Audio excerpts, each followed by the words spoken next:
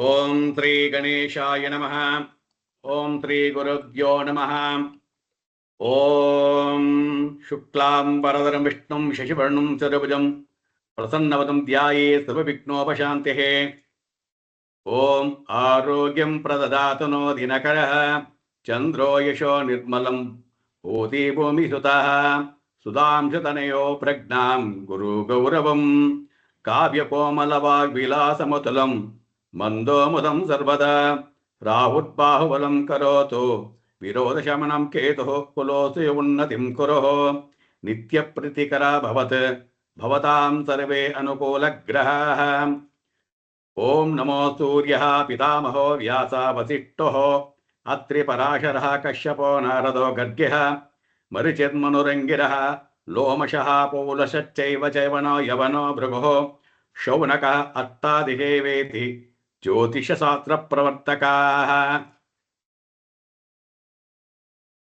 ನಮಸ್ಕಾರ ಎಲ್ರಿಗೂ. ಈಗ ಪಾಠ ಏನೇನ್ ಮಾಡಿದೀವಪ್ಪ ನಿಮಗೆ ಅಂತ ಹೇಳಿದ್ರೆ ಒಂದು ಬ್ರೀಫ್ ಆಗಿ ಒಂದು ಅಂಡರ್ಸ್ಟ್ಯಾಂಡ್ ಮಾಡ್ಕೊಳ್ಳಿ. ಇದೆಲ್ಲ ನಾನು ಹೇಳ್ತಾ ಇರುವಾಗ ನಿಮ್ಮ ತಲೆಯಲ್ಲಿ ಹೌದು ಗೊತ್ತಾಗಿದೆ ಅರ್ಥವಾಗಿದೆ ಅಂತ ಬಂದ್ರೆ ಪಾಠ ನಿಮಗೆ ಅರ್ಥವಾಗಿದೆ ಅಂತ ಅರ್ಥ. ಇಲ್ಲ ಇದು ಯಾವುದೋ ಹೊಸ ಹೊಸ ಪದಗಳು ಅಂತ ಕೇಳಿದ್ರೆ ಪಾಠ ನಿಮ್ಗೆ ಇನ್ನೂ ಅರ್ಥವಾಗಿಲ್ಲ ಅಂತ ಅರ್ಥ. ಏನ್ ಮಾಡಿದ್ವಿ? ಜ್ಯೋತಿಷ್ಯ ಅಂತಕ್ಕಂಥದ್ದು ಏನು ಅಂತ ಮಾಡಿದ್ವಿ. ಜ್ಯೋತಿಷ್ಯ ಎಲ್ಲಿಂದ ಬಂತು, ಯಾರು ಇದನ್ನು ತಗೊಂಬಂದ್ರು, ಮತ್ತೆ ಜ್ಯೋತಿಷ್ಯ ಪ್ರವರ್ತಕರು ಯಾರ್ಯಾರು ಅಂತ ಹೇಳಿದ್ವಿ. ಅದಾದ ಮೇಲೆ ಸೃಷ್ಟಿಯ ಒಂದು ನಿಯಮಕ್ಕೆ ಹೋದ್ವಿ. ಸೃಷ್ಟಿ ಹೇಗಾಯ್ತಪ್ಪ? ನಾರಾಯಣನಿಂದ ಬ್ರಹ್ಮನ ಸೃಷ್ಟಿಯಾಯಿತು, ಬ್ರಹ್ಮನಿಂದ ಪಂಚಭೂತಗಳು ಸೃಷ್ಟಿಯಾಯಿತು. ಪಂಚಭೂತಗಳು ಅಂತಕ್ಕಂಥದ್ದು ಏನಪ್ಪಾ ಅಂದ್ರೆ ಆಕಾಶ, ವಾಯು, ಅಗ್ನಿ, ಆಪಹ, ಪೃಥಿವಿ. ಈ 5 ತತ್ವಗಳು ಎಲಿಮೆಂಟ್ಸ್ಗಳಿಂದಲೇ ಜಗತ್ತು ಕೂಡಿರ್ತಕ್ಕಂಥದ್ದು ಅಂತ ಹೇಳಿದ್ವಿ.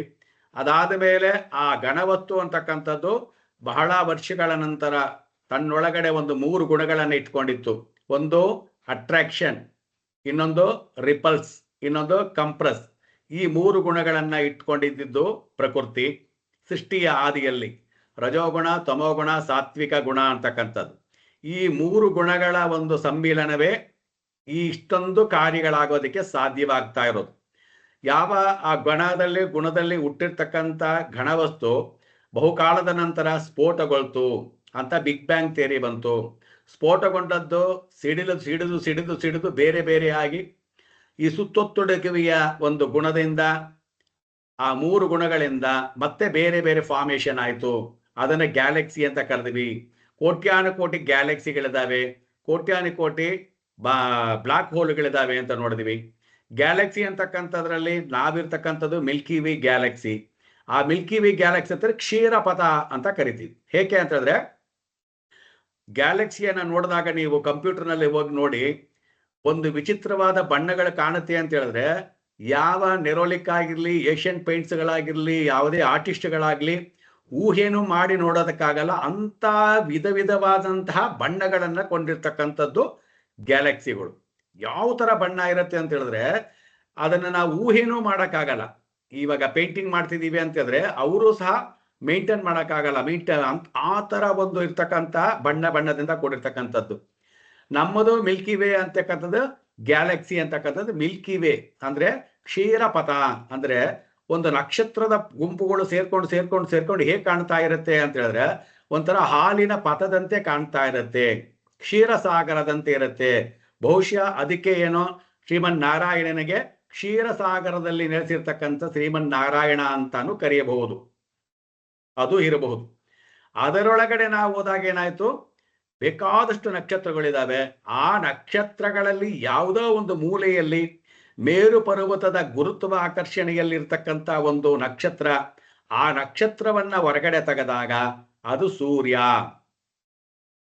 ಕೋಟಿ ಸೂರ್ಯ ಸಮಪ್ರಭಾ ನಿರ್ವಿಘ್ನಂ ಕುರುಮೇ ದೇವ ಸರ್ವಕಾರ್ಯೇಷು. ಕೋಟಿ ಸೂರ್ಯ ಸಮಪ್ರಭಾ ಅಂದ್ರೆ ಕೋಟ್ಯಾನುಕೋಟಿಗಳು ಸೂರ್ಯರಿದ್ದಾರೆ ಅಂತ ತಾನೇ ಅರ್ಥ. ಆಗಲೇ ಅದಕ್ಕೆ ಶ್ಲೋಕ ಬಂದಿರಬಹುದು ಬಹುಶಃ. ಬೇರೆ ಸೂರ್ಯ ಒಬ್ಬನೇ ಅಲ್ಲ, ಇಂಥ ಸೂರ್ಯನಂತವನು ಕೋಟಿ ಸೂರ್ಯರಿದ್ದಾರೆ ಅಂತಕ್ಕಂಥದ್ದನ್ನ ವಿಷಯ ತಿಳ್ಕೊಂಡ್ವಿ. ಹಾಗಾದ್ರೆ ಸೂರ್ಯನನ್ನ ತಗೊಂಡು ಅಧ್ಯಯನ ಮಾಡೋದಕ್ಕೆ ಅಂತ ಹೋದಾಗ ಅದನ್ನು ಯಾರ್ಯಾರು ಮಾಡಿದ್ದಾರೆ ಅಂತ ಹೇಳಿದ್ರು 18 ಜನ ಪ್ರವರ್ತಕರು ಮಾಡಿದ್ದಾರೆ. ಅದನ್ನ ಸಿದ್ಧಾಂತಗಳನ್ನಾಗಿ ಮಾಡಿದ್ದಾರೆ. ಏನ್ ಸಿದ್ಧಾಂತಗಳು ಬಂತು? ಲೋಮಸ ಸಿದ್ಧಾಂತ, ರೋಮಕ ಸಿದ್ಧಾಂತ, ಸೂರ್ಯ ಸಿದ್ಧಾಂತ, ಸೋಮ ಸಿದ್ಧಾಂತ, ಬೃಹಸ್ಪತಿ ಸಿದ್ಧಾಂತ, ವಸಿಷ್ಠ ಸಿದ್ಧಾಂತ, ಹೀಗೆ ಸಿದ್ಧಾಂತಗಳನ್ನ ಮಾಡಿದ್ರು, ಅಧ್ಯಯನವನ್ನ ಮಾಡಿದ್ರು ಅಂತ ಹೇಳಿದ್ವಿ. ಈ ಅಧ್ಯಯನವನ್ನ ಮಾಡುವಾಗ ಸೂರ್ಯನ ಕುಟುಂಬಕ್ಕೆ ಅಂತ ಬಂದಾಗ ಅದು ಸೂರ್ಯ ಅಂತಕ್ಕಂಥದ್ದು ಗ್ರಹ ಅಲ್ಲ, ನಕ್ಷತ್ರ ಅಂತ ನಿನ್ನೆ ಕನ್ಸಿಡರ್ ಮಾಡಿದ್ವಿ. ನಿನ್ನೆ 2 ವಿಷಯಗಳನ್ನ ತಿಳ್ಕೊಂಡ್ವಿ. ಒಂದು ನಕ್ಷತ್ರ ಅಂತ ಇರುತ್ತೆ, ಒಂದು ಗ್ರಹ ಅಂತ ಇರುತ್ತೆ.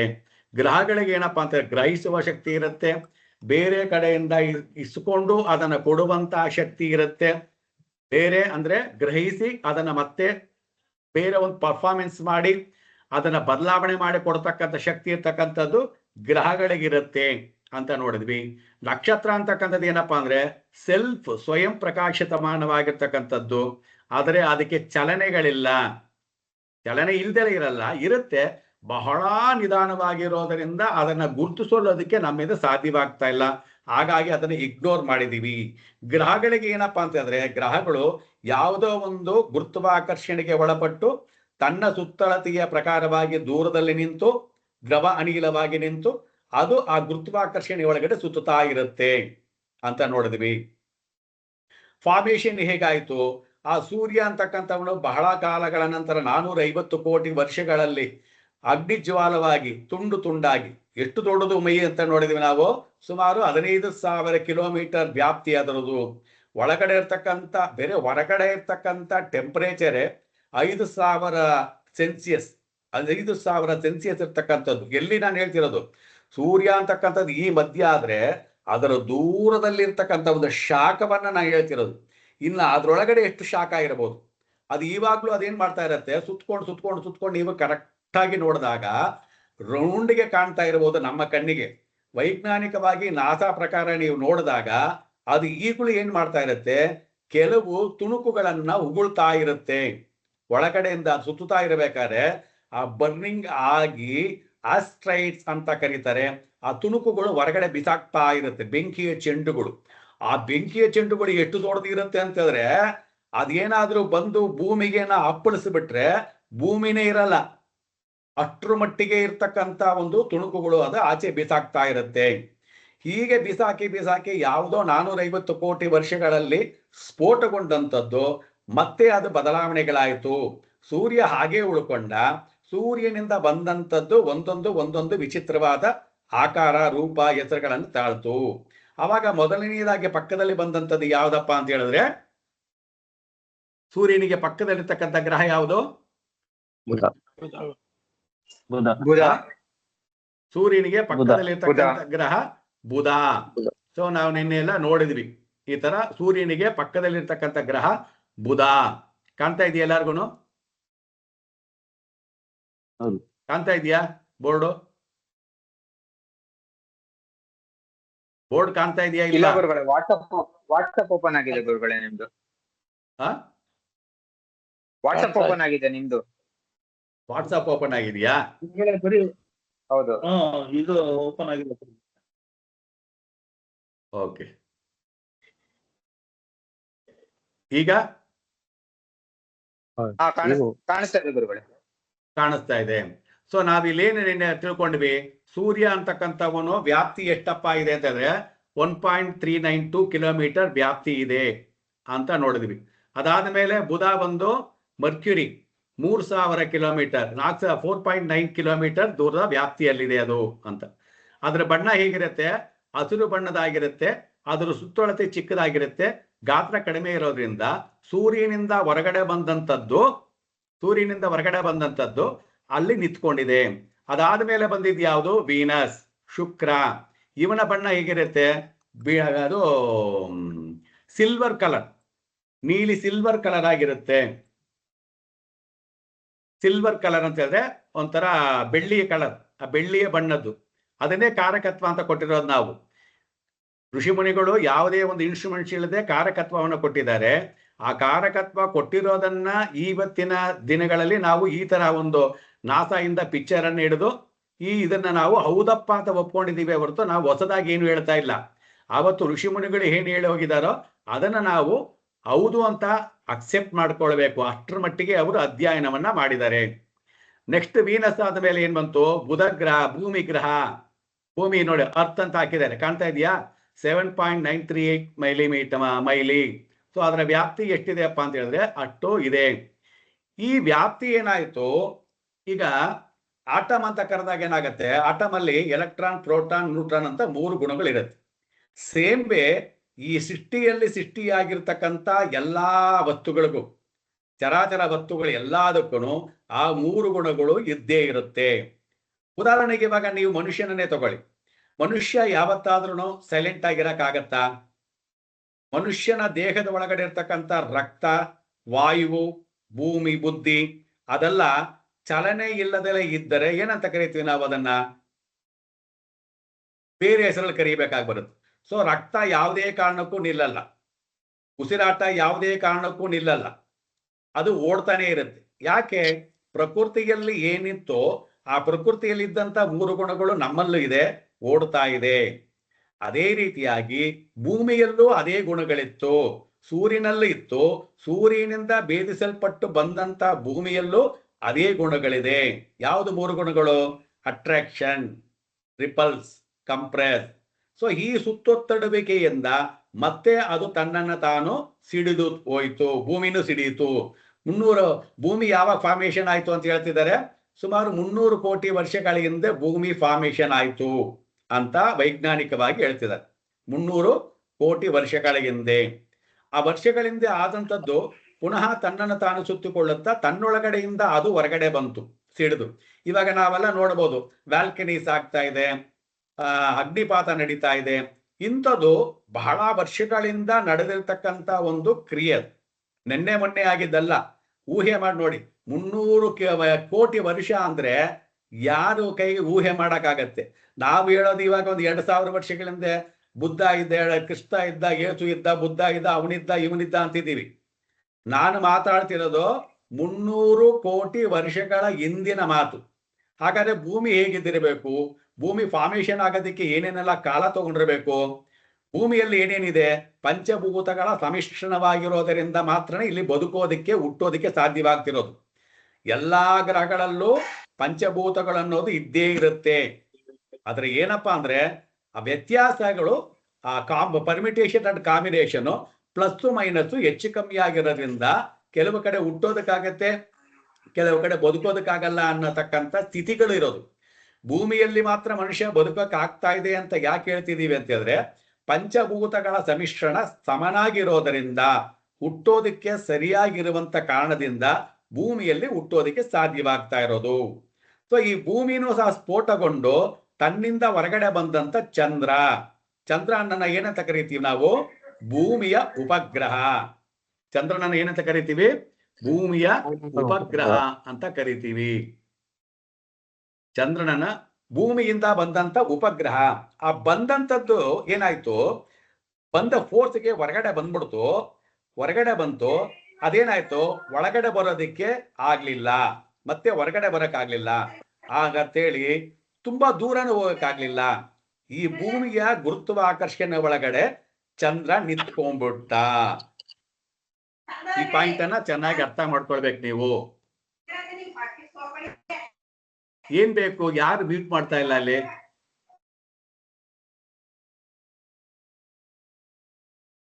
ಚಂದ್ರ ಭೂಮಿಯ ಸುತ್ತ ಹೀಗೆ ನಿಂತ್ಕೊಂಡ್ಬಿಟ್ಟ. ಅವಾಗ ಏನಾಯ್ತು? ಸೂರ್ಯನ ಗುರುತ್ವಾಕರ್ಷಣೆಯಲ್ಲಿ ಭೂಮಿ ಇದೆ, ಸೂರ್ಯನ ಗುರುತ್ವಾಕರ್ಷಣೆಯಲ್ಲಿ ಭೂಮಿ ಇದೆ, ಭೂಮಿಯ ಗುರುತ್ವಾಕರ್ಷಣೆಯಲ್ಲಿ ಚಂದ್ರ ಇದೆ. ಈ ಪಾಯಿಂಟ್ ಚೆನ್ನಾಗಿ ಅರ್ಥ ಮಾಡ್ಕೊಳ್ಬೇಕು. ಸೂರ್ಯನ ಗುರುತ್ವಾಕರ್ಷಣೆಯಿಂದ ಭೂಮಿ ಇದೆ, ಭೂಮಿಯ ಗುರುತ್ವಾಕರ್ಷಣೆಯಿಂದ ಚಂದ್ರ ಇದೆ. ಚಂದ್ರನಿಗೂ ಸೂರ್ಯನಿಗೂ ಸಂಬಂಧ ಇಲ್ಲ, ಚಂದ್ರನಿಗೂ ಸೂರ್ಯನಿಗೂ ಸಂಬಂಧ ಇಲ್ಲ, ಚಂದ್ರನಿಗೂ ಭೂಮಿಗೂ ಸಂಬಂಧ. ಸೊ ಅದಕ್ಕೆ ನಾವು ಚಂದ್ರನನ್ನ ಮನೋಕಾರಕ, ವೇಗವಾಗಿ ಚಲಿಸುವಂತ ಗ್ರಹ. ಅದಕ್ಕೆ ನಾವು ರಾಶಿಯಲ್ಲಿ ನೋಡುವಾಗ ಚಂದ್ರನನ್ನ ಮುಖ್ಯವಾಗಿ ಆಧಾರವಾಗಿ ಇಟ್ಟುಕೊಂಡು ನೋಡ್ತಕ್ಕಂಥ ಕಾರಣ ಏನಪ್ಪಾ ಹೇಳಿ? ಭೂಮಿಗೆ ಉಪಗ್ರಹ, ಭೂಮಿಯಲ್ಲಿರ್ತಕ್ಕಂಥದ್ದೇ ಚಂದ್ರ, ಭೂಮಿಯ ಒಂದು ಭಾಗ. ಆ ಮನಸ್ಸು ಅದು ಇಲ್ಲಿಗೆ ಅಲ್ಲಿಗೆ ನಿಕಟವಾದಂತ ಸಂಪರ್ಕವನ್ನ ಹೊಂದಿದೆ ಹೊರತು ಸೂರ್ಯನಿಗೂ ಚಂದ್ರನಿಗೂ ಅಲ್ಲ, ಸೂರ್ಯನಿಗೂ ಚಂದ್ರನಿಗೂ ಅಲ್ಲ. ಭೂಮಿಗೂ ಚಂದ್ರನಿಗೂ ಸಂಬಂಧ. ಭೂಮಿ ಸುತ್ತುತ್ತಾ ತನ್ನನ್ನು ತಾನು ಸುತ್ತಕೊಳ್ಳೋದಕ್ಕೆ 24 ಗಂಟೆ ಆಗತ್ತೆ ಅಂತ ನೆನ್ನೆ ನೋಡಿದ್ವಿ. ಮತ್ತೆ ತನ್ನನ್ನು ತಾನು ಸುತ್ತಕೊಳ್ಳೋದು ಹಾಗೆ ಸೂರ್ಯನನ್ನ ಸುತ್ತೋದಕ್ಕೆ 360 ದಿವಸ ಆಗತ್ತೆ ಅಂತ ಹೇಳಿದ್ವಿ. ಈ 360 ದಿವಸ ಸುತ್ತಬೇಕಾದ್ರೆ ಈ ಚಂದ್ರ ಏನ್ ಮಾಡ್ತಿರ್ತಾನೆ, ಚಂದ್ರನು ಭೂಮಿಯನ್ನ ಸುತ್ತುತ್ತಾ ಬರ್ತಾ ಇರ್ತಾನೆ. ಚಂದ್ರ ಭೂಮಿಯನ್ನ ಒಂದು ರೌಂಡ್ ಸುತ್ತೋದಕ್ಕೆ 29.5 ದಿನಗಳನ್ನ ತಗೊಳ್ತಾನೆ. ಈ 29.5 ದಿನಗಳನ್ನ ತಗೊಳ್ತಾ ಅವನ ಜೊತೆಗೇನೆ ಸೂರ್ಯನನ್ನ ಟ್ರಾವೆಲ್ ಮಾಡ್ತಾ ಬರ್ತಾ ಇರ್ತಾನೆ. ಅವನ ಜೊತೆಗೇನೆ ಸೂರ್ಯನನ್ನ ಸುತ್ತುತ್ತಾ ಬರ್ತಾ ಇರ್ತಾನೆ. ಈ ಒಂದು ಕ್ರಿಯೆಯಿಂದನೇ ನಮಗೆ ಹುಣ್ಣಿಮೆ, ಅಮಾವಾಸ್ಯೆ, ತಿಥಿಗಳು, ವಾರಗಳು, ಗ್ರಹಣಗಳು ಮತ್ತೆ ಇನ್ನೇನು ಋತುಗಳು ಬದಲಾವಣೆಗಳು ಆಗೋದು ಎಲ್ಲಪ್ಪ ಅಂತ ಹೇಳಿದ್ರೆ ಈ 3 ಗ್ರಹಗಳ ಕಾಂಬಿನೇಷನ್ ಇಂದ. ಸೂರ್ಯ, ಭೂಮಿ, ಚಂದ್ರ, ಈ 3 ಗ್ರಹಗಳ ಒಂದು ಮಿಲನದಿಂದಲೇ ಇದು ಆಗ್ತಾ ಇರ್ತಕ್ಕಂಥ ಪ್ರಕೃತಿಯಲ್ಲಿ ಬದಲಾವಣೆಗಳು. ಅದಕ್ಕೆ ನಾವು ಪ್ರಿಡಿಕ್ಷನ್ ಅನ್ನು ಹೇಳುವಾಗ, ಒಳಗಡೆ ಹೋಗುವಾಗ ಇವರಿಬ್ಬರನ್ನೇ ಜಾಸ್ತಿ ಫೋಕಸ್ ಅನ್ನ ಮಾಡೋದು. ಚಂದ್ರನನ್ನ ಸೂರ್ಯನನ್ನ ಬೆಳಕಿನ ಗ್ರಹಗಳು. ಆತ್ಮಕಾರಕ ಅಂತ ಕರೆದ್ವಿ, ಮನೋಕಾರಕ ಅಂತ ಕರೆದ್ವಿ. ಈ ಆತ್ಮ ಮತ್ತೆ ಮನಸ್ಸು ಎಲ್ಲಿ ಇರುತ್ತೆ? ದೇಹದಲ್ಲಿ, ಭೂಮಿಯಲ್ಲಿ, ಪಂಚಭೂತಗಳ ಸಮ್ಮಿಶ್ರಣವಾಗಿರ್ತಕ್ಕಂಥ ಭೂಮಿಯಲ್ಲಿ. ಪಂಚಭೂತಗಳು ಸಮ್ಮಿಶ್ರಣವಾಗಿರ್ತಕ್ಕಂಥ ಭೂಮಿಯಲ್ಲಿ ಮಾತ್ರನೇ ಮನುಷ್ಯ, ಪ್ರಾಣಿ, ಪಕ್ಷಿ ಹುಟ್ಟೋದಕ್ಕೆ ಸಾಧ್ಯ. ಯಾಕೆ ಚಂದ್ರನಲ್ಲಿ ಹುಟ್ಟೋಕ್ಕಾಗ್ತಾ ಇಲ್ಲ? ಕುಜನಲ್ಲಿ ಯಾಕೆ ಹುಟ್ಟೋಕ್ಕಾಗ್ತಾ ಇಲ್ಲ? ಬೇರೆ ಗ್ರಹಗಳಲ್ಲಿ ಯಾಕೆ ಹುಟ್ಟೋದಕ್ಕಾಗ್ತಾ ಇಲ್ಲ ಅಂದ್ರೆ ಮಿಶ್ರಣ ಕರೆಕ್ಟ್ ಆಗಿಲ್ಲ. ಚಂದ್ರ ಅಂತಕ್ಕಂಥದ್ದು ಬೇರೆ ಜಲ, ಕುಜ ಅಂತಕ್ಕಂಥದ್ದು ಬೇರೆ ಅಗ್ನಿ, ಭೂಬುಧ ಅಂತಕ್ಕಂಥದ್ದು ಬೇರೆ ಭೂಮಿ, ಆಕಾಶ ತತ್ವ ಅಂತಕ್ಕಂಥದ್ದು ಕುಜ ಗುರು, ವಾಯುತತ್ವ ಅಂತಕ್ಕಂಥದ್ದು ಶನಿ. ಹೀಗೆ ತತ್ವಗಳು ಒಂದೊಂದು ಅಲ್ಲಿ ಜಾತಿ ಇರುತ್ತೆ, ಸಮ್ಮಿಶ್ರಣವಾಗಿ ಇರೋಲ್ಲ. ಹಾಗಾಗಿ ಅಲ್ಲಿ ಹುಟ್ಟೋದಕ್ಕೆ ಸಾಧ್ಯವಾಗ್ತಿಲ್ಲ, ಬದುಕೋದಕ್ಕಾಗ್ತಾ ಇಲ್ಲ. ಭೂಮಿ ಅಂತಕ್ಕಂಥದ್ದು ಒಂದು ಗ್ರಹ, ಆದರೆ ಇದರಲ್ಲಿ ಭಗವಂತನ ಒಂದು ಸೃಷ್ಟಿ, ಭಗವಂತನ ಆಶೀರ್ವಾದ, ಭಗವಂತನ ಒಂದು ಪ್ರೇರಣೆಯಿಂದ ಇಲ್ಲಿ ಹುಟ್ಟೋದಿಕ್ಕೆ, ಬದುಕೋದಿಕ್ಕೆ ಸಾಧ್ಯವಾಗ್ತಾ ಇರ್ತಕ್ಕಂಥದ್ದು. ಅರ್ಥವಾಯ್ತಾ? ಒಂದು ಆತ್ಮ, ಒಂದು ಮನಸ್ಸು ಈ ಪಂಚಭೂತಗಳಲ್ಲಿ ಅಡಕವಾಗಿದೆ. ಕುಜ ನೆಕ್ಸ್ಟ್ ಬರ್ತಕ್ಕಂಥದ್ದು, ಸೂರ್ಯನಿಂದ ನೆಕ್ಸ್ಟ್ ಬರೋ ಗ್ರಹ ಯಾವುದು? ಕುಜ. ಯಾರು ಈ ಕುಜ? ಕುಜ ಹಾಗಾದ್ರೆ ಸೂರ್ಯನಿಂದ ಹುಟ್ಟಿದನ, ಭೂಮಿಯಿಂದ ಹುಟ್ಟಿದ್ನ ಅಂದ್ರೆ ಕುಜ ಅಂತಕ್ಕಂಥವನು ಭೂಮಿಯಿಂದ ಹೋದಂಥವನು.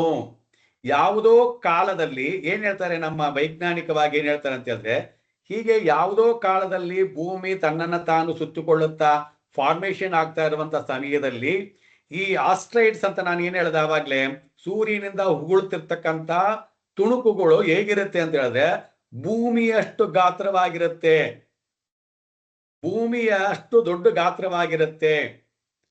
ಭೂಮಿ ಒಂದು ಸೈಜ್ ಇದೆ, ಭೂಮಿ ಒಂದು ಸಾಸಿವೆ ಕಾಳಷ್ಟಿದೆ ಅಂತ ಹೇಳಿದ್ರೆ ಇಂಥ 13 ಲಕ್ಷ ಸಾಸಿವೆಗಳನ್ನ ತಗೊಂಡೋಗಿ ಸೂರ್ಯನ ಒಳಗಡೆ ಇಡಬಹುದು.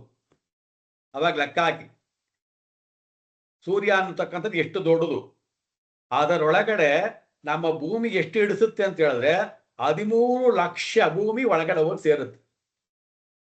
ಹೀಗಿರುವಾಗ ಈ ತುಣುಕು ಯಾವುದೋ ಒಂದು ಕಾಲದಲ್ಲಿ ಹೊರಗಡೆ ಬಂದು ತನ್ನ ಗ್ರಾವಿಟೇಷನ್ ಪವರ್ ಇಂದ ಕಳಚಿಕೊಂಡು ಭೂಮಿಯ ಶಿರಭಾಗವನ್ನ ಒಡೆಯಿತು ಅಂತ ಹೇಳ್ತಾರೆ. ಭೂಮಿಯ ಶಿರಭಾಗವನ್ನ ಒಡೆದಾಗ ಅಲ್ಲಿಂದ ಕಿತ್ತುಕೊಂಡು ಹೋಗಿದ್ದು ಯಾವ್ದಪ್ಪ ಅಂದ್ರೆ ಈ ಕುಜ. ಅದಕ್ಕೆ ನಾವು ಇವಾಗ್ಲೂ ಮಂತ್ರದಲ್ಲಿ ಏನ್ ಹೇಳ್ತೀವಿ? ಧರಣಿ ಗರ್ಭ ಸಂಭೂತಂ ವಿದ್ಯುತ್ ಕಾಂತಿ ಸಮಪ್ರಭಂ.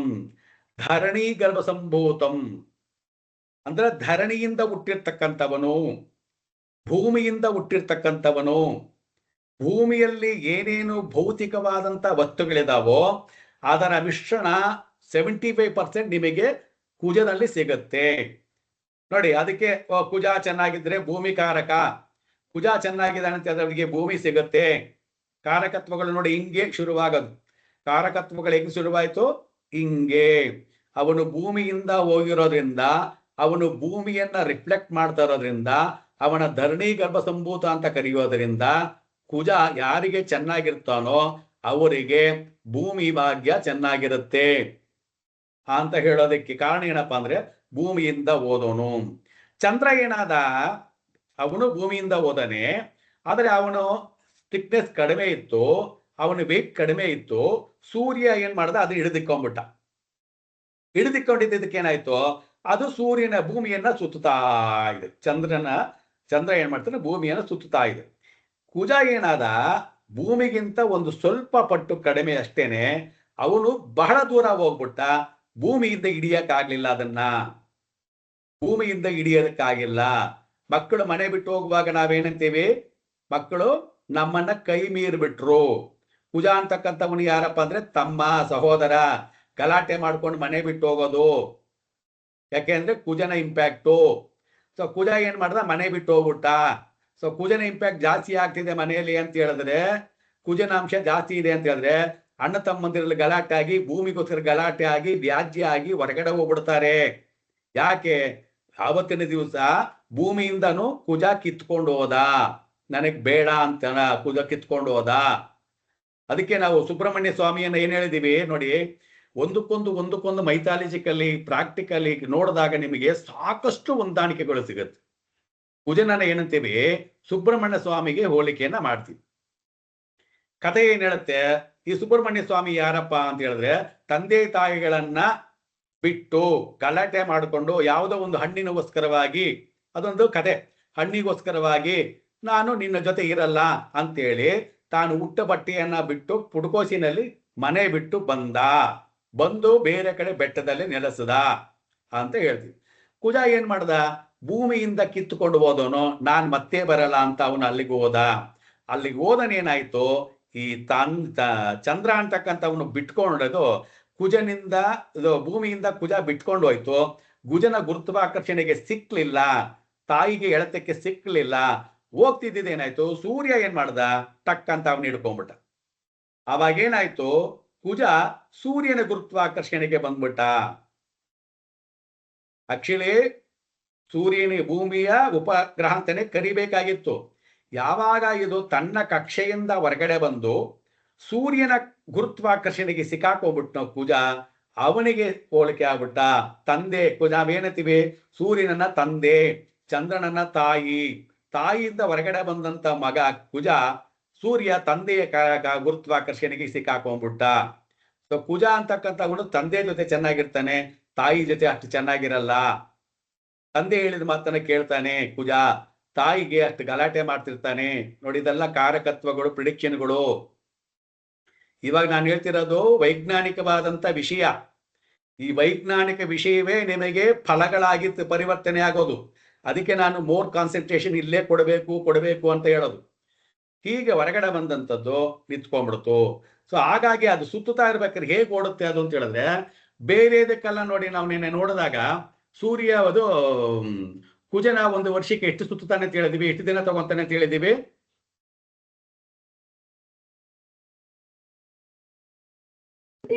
,687 687 ದಿವಸಗಳು.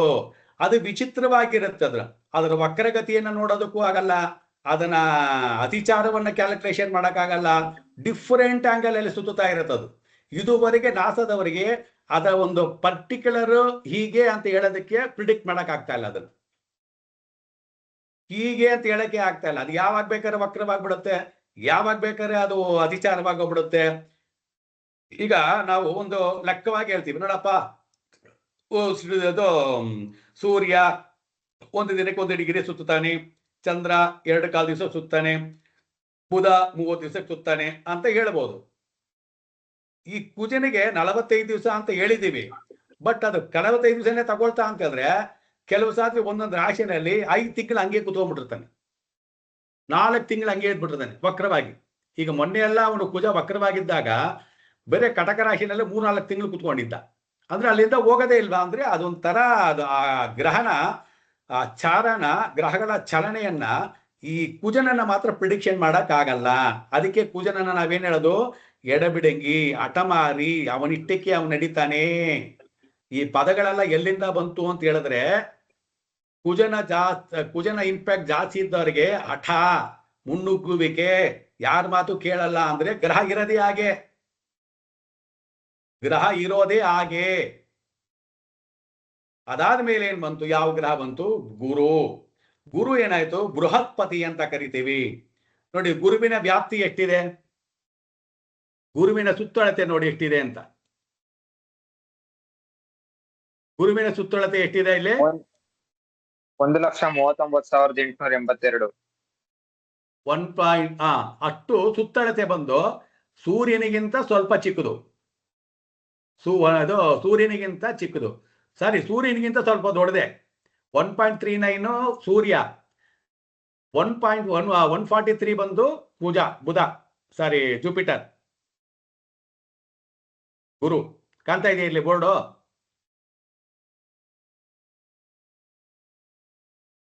ನೋಡಿ 1.392 ಬಂದು ಸೂರ್ಯ, 1.1430 ಬಂದು ಬೃಹಸ್ಪತಿ, 120 ಬಂದು ಶನಿ ಮಹಾರಾಜ. ಅದಾದ್ಮೇಲೆ ಭೂಮಿ ಬರೋದು, 1276 ಭೂಮಿ ಬರೋದು. ಅದಾದ್ಮೇಲೆ ಕುಜ ಬರೋದು, ಅದಾದ್ಮೇಲೆ ಇದು ಶುಕ್ರ ಬರೋದು, ಅದಾದ್ಮೇಲೆ ಕುಜ, ಅದಾದ್ಮೇಲೆ ಬುಧ. ಸೈಜ್ ಅಲ್ಲಿ ನಾನು ಹೇಳ್ತಿರೋದು, ಸೈಜ್ ಅಲ್ಲಿ. ಈಗ ಬೃಹಸ್ಪತಿ ಅಂತ ಕರಿತೀವಿ. ಬೃಹತ್ ಅಂತ ಹೇಳಿದ್ರೆ ಏನು, ಬೃಹತ್ತಾಕಾರವಾಗಿರ್ತಕ್ಕಂಥದ್ದು. ಹೆಸರು ಹೇಳ್ಕೊಟ್ಟಿದ್ದಾರೆ ಅದನ್ನ, ಬೃಹತ್ತಾಕಾರವಾಗಿರ್ತಕ್ಕಂಥದ್ದು ಬೃಹತ್ಪತಿ. ಹಳದಿ ಬಣ್ಣ, ಗೋಲ್ಡ್ ಕಲರ್ ಅಲ್ಲಿ ಇರ್ತಕ್ಕಂಥದ್ದು, ಗೋಲ್ಡ್ ಕಲರ್ ಅಲ್ಲಿ ಇರ್ತಕ್ಕಂಥದ್ದು. ಅದಾದ ಮೇಲೆ ಏನು, ಶನಿ ಮಹಾರಾಜ. ತುಂಬಾ ದೂರದಲ್ಲಿರ್ತಕ್ಕಂಥ ಗ್ರಹ ಯಾವ್ದಪ್ಪ ಅಂತಂದ್ರೆ ಶನಿ ಮಹಾರಾಜ. ತುಂಬಾ ಹತ್ರದಲ್ಲಿರ್ತಕ್ಕಂಥ ಗ್ರಹ ಯಾವ್ದಪ್ಪ ಅಂತ ಹೇಳಿದ್ರೆ ಬುಧ. ತುಂಬಾ ಹತ್ರದಲ್ಲಿರ್ತಕ್ಕಂಥದ್ದು ಮಗುವನ್ನ, ತಾಯಿಗೆ ಮಗು ಪಕ್ಕದಲ್ಲಿ ಇರ್ತಾಳೆ, ವಯಸ್ಸಾದಂಥವ್ರು ಹೊರಗಡೆ ಇರ್ತಾರೆ. ಸೊ ಶನಿಗೆ ನಾವು ವಯಸ್ಸಾದಂಥವನಂತ ಕರಿತೀವಿ, ಬುಧನನ್ನ ಯುವಕ, ಚಿಕ್ಕ ಹುಡುಗ ಅಂತ ಕರಿತೀವಿ. ನೋಡಿ ಎಲ್ಲ ಒಂದಕ್ಕೊಂದು ಅರ್ಥ ಹೆಂಗ್ ಬರುತ್ತೆ ಅಂತೇಳಿ. ಬುಧ ಅಂತಕ್ಕಂಥವನು ಯುವಕ, ಯಾಕೆ, ತಾಯಿಯ ಪಕ್ಕದಲ್ಲಿರ್ತಕ್ಕಂಥವನು, ಇನ್ನೊಬ್ಬರನ್ನ ಅವಲಂಬಿತನಾಗಿರ್ತಕ್ಕಂಥವನು. ಶನಿ ಯಾರು, ವಯಸ್ಸಾದಂಥವನು, ಹಿರಿಯ, ಅವನು ದೂರ ಇರ್ತಾನೆ. ಅವನು ಹೋಗಿ ಅವರ ಮಾತ್ರ ಯಾವಾಗ ಕೂತ್ಕೊಳ್ಳಾಗತ್ತದ? 60 ವರ್ಷದ ಮುದುಕ, 60-75 ವರ್ಷದ ಮುದುಕ ನಮ್ಮ ಅಮ್ಮ ಇದ್ದಾರೆ ಅಂತ ಹೇಳ್ಬಿಟ್ಟು ನಮ್ಮ ಅಮ್ಮನ ಹತ್ರ ಹೋಗಿ ಕೂತ್ಕೊಳ್ಳೋಕ್ಕಾಗತ್ತಂದ್ರೆ ಇಲ್ಲ. ಅದೊಂದು ನ್ಯಾಚುರಲ್ ಆಗಿ ಏನಾಗತ್ತೆ, ಅವನು ದೂರದಲ್ಲಿರ್ತಾನೆ. ಇದೆಲ್ಲ ಕಾರಕತ್ವಗಳೇ. ಅದಕ್ಕೆ ನಾನು ಹೇಳಿದ್ದು, ಈ ಒಂದು ಚಿತ್ರಣವನ್ನ ನೀವು ಚೆನ್ನಾಗಿ ನಾಪ್ತಾ ಇಟ್ಕೊಂಡ್ರೆ ಇದರಲ್ಲಿ ಬೇಕಾದಷ್ಟು ಕಾರಕತ್ವಗಳನ್ನ ನೀವು ತೆಗಿಬಹುದು. ನೆಕ್ಸ್ಟ್ ನಾವು ಕಾರಕತ್ವಗಳನ್ನು ಹೇಳಿದಾಗ ನಿಮಗೆ, ಸೊ ಇದಕ್ಕೋಸ್ಕರ ಇದಿಲ್ಲಿತ್ತಾ, ಇದಕ್ಕೋಸ್ಕರ ಇದು ದೂರ ಆಯ್ತಾ, ಇದಕ್ಕೋಸ್ಕರ ಇದು ದಪ್ಪ ಆಯ್ತಾ ಅನ್ನೋ ಒಂದು ಭಾವನೆಗಳೆಲ್ಲ ನಿಮಗೆ ಬರೋದಕ್ಕೆ ಸಾಧ್ಯವಾಗತ್ತೆ. ಓಕೆ. ಶನಿ ಅಂತಕ್ಕಂಥದ್ದು ದೂರ, ಹಳೆಯದು. ಅದಕ್ಕೆ ಶನಿಗೂ ಸೂರ್ಯನಿಗೂ ದೂರ, ಪೂರ್ವ ಪಶ್ಚಿಮ. ಇವನ ಕಂಡ್ರೆ ಇವನಾಗಲ್ಲ, ಇವನ್ ಕಂಡ್ರೆ ಇವನಾಗಲ್ಲ. ಇವನು ವಯಸ್ಸಾದವನು, ಇವನೆಲ್ಲ ತಿಳುವಳಿಕೆ ಆಗ್ಬಿಟ್ಟ, ಇವನು ಮುದುಕಾಗೋಗ್ಬಿಟ್ಟ. ಇವನು ಸೂರ್ಯನ ಮಗಾನೇ, ಎಲ್ಲರೂ ಸೂರ್ಯನ ಮಕ್ಕಳೇ. ಆದ್ರೆ ಡೈರೆಕ್ಟ್ ಆಗಿ ನಾವು ಮೈಥಾಲಜಿಕಲ್ ಹೇಳ್ಬೇಕಾದ್ರೆ ಏನ್ ಹೇಳ್ತೀವಿ, ಸೂರ್ಯನ ಮಗ ಬಂದು ಶನಿ ಮಹಾತ್ಮ, ಅಪ್ಪ ಮಗ ಆಗಲ್ಲ. ಅಪ್ಪ ಪೂರ್ವ ಅಂತ ಹೇಳಿದ್ರೆ ಮಗ ಪಶ್ಚಿಮ. ಸೊ ಪೂರ್ವ ಪಶ್ಚಿಮ ಯಾಕೆ ಹೇಳಿದ್ರೆ, ಕಂಪ್ಲೀಟ್ ಆಗಿ ಲಾಸ್ಟ್ ಅಲ್ಲಿ ಉಳ್ಕೊಳ್ತಕ್ಕಂಥವನು ಪರಮಾತ್ಮ ಶನಿದೇವ. ಸೊ ಇವರಿಗೆ ದಿಕ್ಕುಗಳು ಬೇರೆ ಆಗಿರೋದ್ರಿಂದ ವೈರತ್ವಗಳು ಅಂತ ಕರಿತಿದೀವಿ. ಇಷ್ಟು ವಿಷಯಗಳನ್ನ ನಾವು ಗ್ರಹಗಳಿಗೆ ಹೇಗ್ ಬಂತು, ನಕ್ಷತ್ರ ಅಂದ್ರೆ ಏನು, ಇದೆಲ್ಲವನ್ನ ನಾವು ಇಷ್ಟು ದಿನಗಳ ಕಾಲ ಪಾಠವನ್ನ ಮಾಡಿ ಅರ್ಥ ಮಾಡ್ಕೊಂಡಿದೀವಿ.